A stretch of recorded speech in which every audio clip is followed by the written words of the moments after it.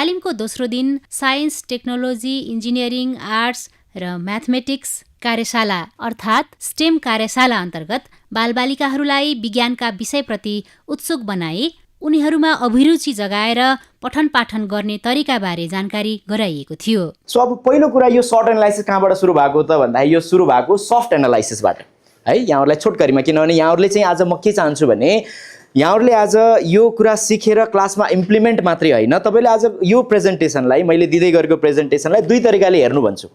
एउटा तपाईँहरूले क्लासमा इम्प्लिमेन्ट गर्नु भन्ने हिसाबले, अर्को कुरा चाहिँ भोलि बिहान तपाईँले आफ्नै संस्थामा अथवा आफ्नो सोसाइटीमा यही ट्रेनिङ तपाईँले कसरी दिने भन्ने कुरा चाहिँ हामीले एजुकेसन बुझ्यौँ। एजुकेसनमा के रहेछ त, तीनवटा कुरा रहेछ र यत्तिकै हावादारी बोलेको होइन। यो चाहिँ जहानादेखि चाहिँ नै एउटा थ्योरीमा आएको कुरा रहेछ जसलाई चाहिँ स्टिमले आत्मसात गर्छ होइन। Education is a holistic process that nurtures the learner, draws out inherent potential and provides structured guidance for overall development। धेरै कुरा थाहा भयो कोडिङको विषयहरूमा, अब इलेक्ट्रोनिक्सको कुराहरू, अनि यो इनपुट एसी भोल्टेजबाट आउटपुट डिसी लाइन कसरी निकाल्न सकिन्छ।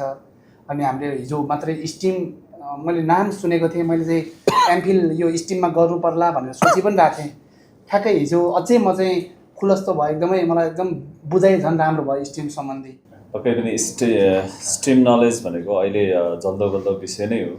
हामी नेपाल त धेरै पछाडि नै परिरहेको देखिन्छ र स्टिमको सानो एउटा दुईवटा एक दुई दिनको ट्रेनिङ जस्तो लिएको थिएँ र यहाँ आइसकेपछि अझै प्रश्न भयो, स्टिम भनेको त सिम्पल रहेछ, आखिर हामीले डेली प्र्याक्टिस गरिराखेको कुरा नै हो।